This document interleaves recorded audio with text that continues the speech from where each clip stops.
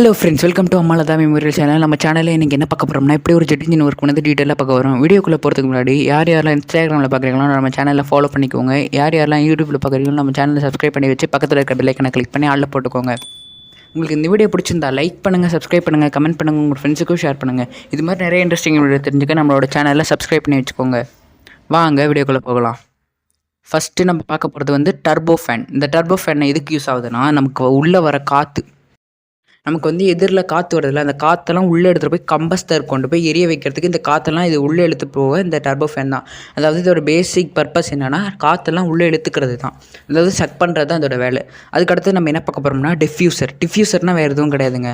இந்த மொத்த காம்பனன்ட்ஸ், அந்த டர்பைன், அந்த எல்லாம் மொத்தம் 3 அந்த பிளேட்ஸ்லாம் இருக்குல்ல, அந்த ஃபேனு, அப்புறம் அந்த கடைசியில் நெருப்படுறதுல, இந்த இடம் ஃபுல்லாகவே ஒரு இதை கவர் பண்ணியிருக்கும். அதுக்குள்ளே தான் அந்த டிஃப்யூசர் இருக்கும். அந்த டிஃப்யூசர்னால் வேறு எதுவும் இல்லை, அந்த காற்று உள்ளே போகிறது ஹெல்ப் பண்ணுது. அதாவது இது வந்து கம்பஸ்டருக்கு கொண்டு போய் அந்த காற்று, அதாவது ஆக்சிஜன் எடுத்துகிட்டு போய் கம்பஸ்டருக்கு போய் சேர்க்கறது தான் அந்த டிஃப்யூசரோட பர்பஸ், வேறு எதுவுமே கிடையாது. அதுக்கடுத்தது என்ன பார்க்க போகிறோம்னா, கோர்னால் என்னென்னு தெரியுமா? இது கோர் வந்து நமக்கு சிம்பிளாக புரிஞ்சுக்கணும்னா ஜெட்டோட பிரெயின்னு கூட சொல்லலாம். இந்த கோரை, இந்த கோரில் பார்த்திங்கன்னா உங்களுக்கு 3 செக்ஷன் பிரியும். இந்த 3 செக்ஷன் என்னென்னா, ஃபஸ்ட்டு எடுத்துகிட்டு உங்களுக்கு வரப்போகிறது வந்து கம்ப்ரெசர். இந்த கம்ப்ரெசர், அதுக்கு அடுத்தது கம்பஸ்டர், அதுக்கப்புறம் வந்து டர்பைன். இந்த 3ம் ஒரு சேர்ந்தது தான் ஒரு கோருமாங்க. இந்த 3 செக்ஷனும் சேர்ந்தது தான் ஒரு கோர். ஃபஸ்ட் எடுத்துகிட்டு நம்ம கம்ப்ரெசர் பார்க்கலாம். கம்ப்ரெசர் எதுக்கு யூஸ் ஆகுதுன்னா, அந்த காற்றெல்லாம் கம்ப்ரெஸ் பண்ணுறது அதோட வேலை. நீங்களே பார்த்தாலே உங்களுக்கு தெரியும். ஃபஸ்ட்டு வந்து ஒரு சில கியர்ஸ் மட்டும் ஒரு பக்கமும், ஒரு சில கியர்ஸ் வந்து இந்த பக்கமும் சுற்றுதில்ல, இது ரெண்டும் ஆப்போசிட் டைரெக்ஷனில் சுற்றி கம்ப்ரெஸ் பண்ணுது. அதாவது நீங்கள் சிம்பிளாக புரிஞ்சுக்கணுன்னா, பெரிய கியர்ஸ்லாம் இருக்குல்ல, அதெல்லாம் வந்து உங்களுக்கு லோ ப்ரெஷரை க்ரியேட் பண்ணி அதை கம்ப்ரெஸ் பண்ணுது. இதே சின்னதெல்லாம் இருக்குல்ல, ஹை ப்ரெஷரை க்ரியேட் பண்ணி கம்ப்ரெஸ் பண்ணுது. அதாவது இந்த காற்றுல வந்து இருக்கிற வெலாசிட்டியை குறைக்குது, அதாவது ஸ்பீடை குறைச்சி ஹை ப்ரெஷர் அதிகப்படுத்துறது தான் இதோட வேலையே. இந்த இடத்துல உங்களுக்கு ப்ரெஷரை அதிகப்படுத்தி ஸ்பீடை குறைக்கிறது தான் இதோட வேலை. அதாவது ஸ்பீட்னா வெலாசிட்டி, திசை வேகத்தை குறைத்து அழுத்தத்தை அதிகப்படுத்துறது தான் இதோட வேலையே, வேறு எதுவும் கிடையாது. அதுக்கடுத்து நம்ம என்ன பார்க்க போகிறோம்னா கம்பஸ்டர். இந்த கம்பஸ்டர்னால் வேறு எதுவும் இல்லைங்க. இப்போ சப்போஸ் நீங்கள் எக்ஸாம்பிளாக புரிஞ்சுக்கணும்னா, வர காற்றெல்லாம் இது எரிய வைக்கிறது இதோட வேலை. இப்போ எக்ஸாம்பிளுக்கு நீங்கள் வந்து 5 லிட்டர்ஸ் ஆஃப் வால்யூம் ஏர் வந்து எடுத்துக்கிறீங்கன்னு வச்சுக்கோங்க. லிட்டர்ஸில் volume 5 volumes of air, 5 litres of volume எடுத்துகிட்டு போயிட்டு 5 கிலோ லிட்டர்ஸ் ஆஃப் வால்யூம் எடுத்துகிட்டு போயிட்டு நீங்கள் இதில் எரிச்சிங்கன்னா ஃபியூவில் வச்சு கிட்டத்தட்ட அது வந்து 20 litres of volume of air வந்து வெளியில் வருமா. இதில் வந்து ஒரு கம்பி நீட்டிக்கிட்டு இருக்குல்ல, அந்த கம்பினா அது நீட்டிகிட்டு இருக்கிறது கம்பி இல்லை, அது வந்து ஃபியூவல் இன்ஜெக்டர்மாங்க. அந்த ஃபியூவல் இன்ஜெக்டர்னால் இதுக்குன்னா அந்த ஃபியூவலை இன்ஜெக்ட் பண்ணுது, அதாவது ஃபியூவல் வந்து வெளியில் எடுத்தது ஒரு பைப் கனெக்ஷன் மூலமாக அந்த ஃபியூவலை வெளியேறுது, வேறு எதுவும் கிடையாது. அதுக்கடுத்தது இக்னிட்டர் பிளக் மூலமாக அதை வந்து எரிய வைக்கிறது, அதாவது இக்னைட் பண்ணி எரிய வைக்கிறதுனால தான் அது கண்டினியூஸாக எரிஞ்சுக்கிட்டு இருக்குது. அன்டில் நீங்கள் வந்து டேக் ஆஃப்லேருந்து லேண்டிங் வரை, அன்டில் அது தொடர்ந்து வந்து எரிஞ்சிக்கிட்டே இருக்கும், அது நிற்கவே நிற்காது. ஸோ அதுக்காக தான் யூஸ் பண்ணுறாங்க. அதுக்கடுத்தது நம்ம என்ன பார்க்க போகிறோம்னா டர்பைன். இந்த டர்பைனாக வேறு எதுவும் கிடையாதுங்க. உங்களுக்கு வந்து டர்பைன்னா உங்களுக்கு ஈஸியாகவே தெரியும், விண்டு மில்லில் இருக்கிற டர்பைன் தான். விண்டு மில்லில் என்ன பண்ணும், விண்டு மில் வந்து எலக்ட்ரிசிட்டியை ஜென்ரேட் பண்ணும், அதாவது கைனெட்டிக் எனர்ஜி எடுத்துகிட்டு போயிட்டு உங்களுக்கு வந்து எலக்ட்ரிக்கல் எனர்ஜியாக கன்வெர்ட் பண்ணும்.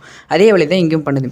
இந்த டர்பைன் வந்து அந்த அனல் காற்று மூலமாக சுற்றுதில்ல, அந்த அனல் காற்று வந்து இங்கே வந்து எக்ஸ்பேண்ட் ஆகும், அதாவது இந்த ஹீட் ஃப்ளேம்ஸ் வந்து இங்கே வந்து எக்ஸ்பேண்ட் ஆகி உங்களுக்கு எல்லா திசையிலும் போகும்.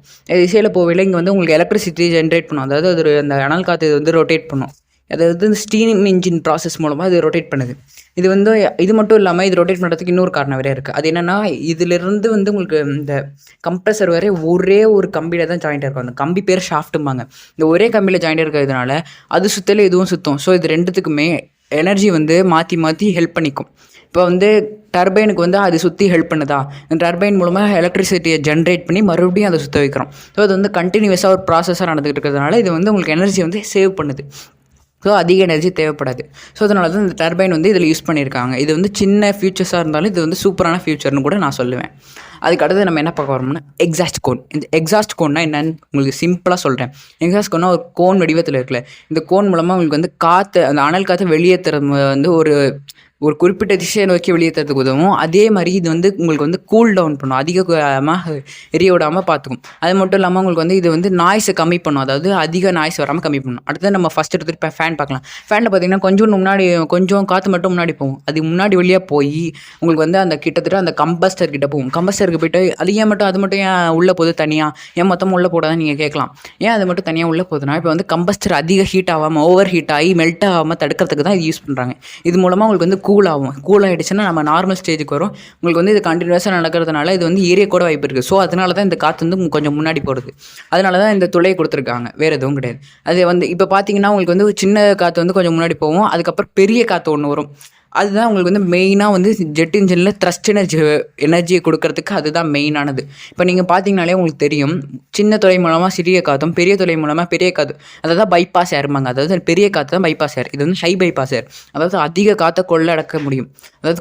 அது அதிக காற்றை வந்து இது அடக்கி வச்சுக்க முடியும். ஸோ அதனால் இது கிட்டத்தட்ட எவ்வளோ ஸ்பீடில் இந்த காற்றெல்லாம் போகும்னா 310 மைல்ஸ்லேருந்து 620 மைல்ஸ் பர் கிலோ ஹவர். அதாவது அந்த மைல்ஸ் பர் ஹவர் அந்த ஸ்பீடில் வந்து அந்த த்ரஸ்ட் எனர்ஜி கொடுத்து அதை மூவ் பண்ணுமா. அந்தளவுக்கு ஸ்பீடாக வந்து நீங்கள் வந்து இந்த ஜெட் இன்ஜின்ஸ்லாம் யூஸ் பண்ணிங்கன்னா அவ்வளோ ஸ்பீடில் நீங்கள் பறக்கலாம். இதில் அடுத்தது நம்ம என்ன பார்க்க போகிறோம்னா, அது பார்த்திங்கன்னா உங்களுக்கு அந்த காற்று கண்டினியூஸாக ப்ராசஸ் நடந்துக்கிட்டே இருக்கும். நீங்கள் வந்து அன்டில் நீங்கள் வந்து டேக் ஆஃப்லேருந்து லேண்டிங் வரைய அது கண்டினியூஸாக நடந்துகிட்டு இருக்கும். அது வந்து எப்பயும் நிற்காது. நின்னா அது வந்து என்ன நடக்கும்னு உங்களுக்கே தெரியும். ஸோ அதனால் அது கண்டினியூஸான ப்ராசஸ் நடந்துக்கிட்டே இருக்கும். ஸோ இதனால் இதை தடுக்கிறதுக்கு தான் சில ஃபியூச்சர்ஸ்லாம் ஆட் பண்ணியிருக்காங்க. அடுத்தது நீங்கள் என்ன பார்க்க போகிறோம்னா, இது மிலிட்ரி இன்ஜின்ஸ்லாம் நீங்கள் பார்த்துருக்கீங்களா, மிலிட்ரி ஜெட்ஸ்லாம். அதில் வந்து என்ன வகையான ஜெட் இன்ஜின்ஸ்லாம் யூஸ் பண்ணுறாங்கன்னா, அந்த ஜெட் இன்ஜின்ஸ்லாம் உங்களுக்கு வந்து ஃபியூவல் வந்து அதிகமாக எடுக்கும். இது பார்த்திங்கன்னா இந்த ஜெட் இன்ஜின்ஸ் இது வந்து லோ பைபாஸ் ஏர்பாங்க. இது வந்து கம்மியான காற்று தான் கொடுக்கும். கம்மியான காற்று எடுத்து கம்மியான காற்று வெளியே எடுக்கிறதுனால தான் இது வந்து லோ பைபாஸ் ஏர் இன்ஜின்றாங்க. இந்த இடத்துல நீங்கள் பார்த்தீங்கன்னா இதில் வந்து எக்ஸ்ட்ரா ஃபீச்சர்ஸ் வேறு இருக்குது. அதில் இருக்க மாதிரி எல்லாமே இருக்கும். இதில் எக்ஸ்ட்ரா ஃபீச்சர்ஸ் என்னென்ன இருக்குன்னா 2 இருக்கும்.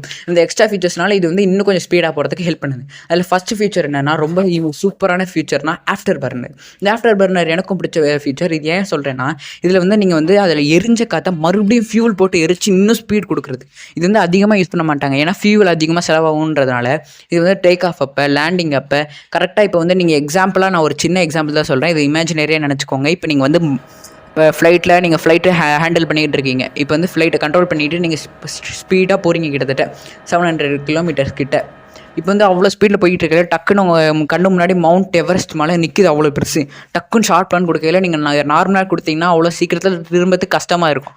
ஸோ அது மோதிடுச்சுன்னா ஆக்சிடென்ட் பெருசாக இருக்கும். ஸோ அதனால இது தடுக்கிறதுக்கு ஆஃப்டர் பர்னர் கொண்டு வந்தாங்க. இது வந்து உங்களுக்கு யூஸ் பண்ணுறதுனால நீங்கள் டக்குன்னு அந்த ஹை ஃபியூவல்ஸ் யூஸ் பண்ணி டக்குன்னு நிறையா ஃபோர்ஸ் கொடுத்து நிறைய ஃப்ளேம்ஸ் வெளியேற்றி நீங்கள் திருப்பையில் கரெக்டாக அந்த இடத்த சேஃபாக தப்பிச்சிருவீங்க. இந்த ஷார்ட் பிளான் கொடுக்க இது யூஸ் ஆகுது. ஸோ அதனால தான் இந்த இதெல்லாம் ஜெட் இன்ஜின்ஸ் வந்து கரெக்டாக மிலிட்ரி இதில் அதிகமாக யூஸ் பண்ணுறாங்க. ஏன்னா மிலிட்ரியில் வந்து நிறைய ஃபைட்டிங் இதெல்லாம் இருக்கும். இதில் வந்து ஜெட் பைப் மூலமாக தான் இந்த ஃபியூல் இன்ஜெக்ட் ஆகி அது எரியுது கண்டினியூஸாக. இதில் இருக்க மாதிரி எல்லாமே இதுலேயும் இருக்கும்.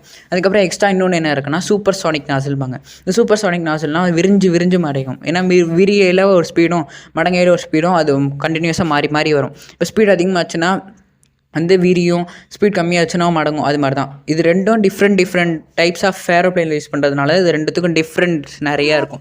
இதில் பெரிய ஜெட் இன்ஜின்ஸ் இருக்குல்ல, இதெல்லாம் அதிகமாக லோட் கேரியர்ஸ், அதாவது பேசஞ்சர் பிளெயின்ஸு, அது மாதிரி நிறைய லோட்ஸ் எடுத்துகிட்டு போகிற பிளெயின்ஸில் தான் இது மாதிரி பெரிய இன்ஜின்ஸ் யூஸ் பண்ணுவாங்க.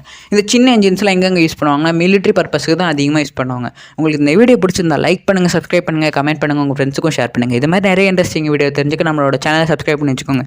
இதே இன்ஸ்டாகிராமில் பார்க்குறீங்கன்னா நம்ம சேனலை ஃபாலோ பண்ணி பக்கத்தில் இருக்க பெல் ஐக்கானை கிளிக் பண்ணி ஆளில் போட்டுக்கோங்க. அதே மாதிரி லைக் பண்ணுங்கள், கமெண்ட் பண்ணுங்கள், உங்கள் ஃப்ரெண்ட்ஸுக்கும் ஷேர் பண்ணுங்கள். இது மாதிரி நிறைய இன்ட்ரெஸ்டிங் வீடியோ தெரிஞ்சுங்க. நம்மளோட சேனல் சப்ஸ்கிரைப் பண்ணி வச்சுக்கோங்க. Tata bye bye. நான் அடுத்த வீடியோ என்ன சொல்ல போகிறேன்னா, நீங்கள் இப்போ கேட்டுக்கோங்க. அடுத்த வீடியோவில் வந்து என்ன அடுத்த பார்ட்ஸ் தான் டீட்டெயிலாக எக்ஸ்பிளைன் பண்ணுவேன். அதுக்கு அடுத்தது வந்து எப்படி வந்து ஒரு பிளேன் பறக்குதுன்னு டீட்டெயிலாக பார்க்க போகிறோம். Tata bye bye. அடுத்த வீடியோவில் சந்திக்கிறேன்.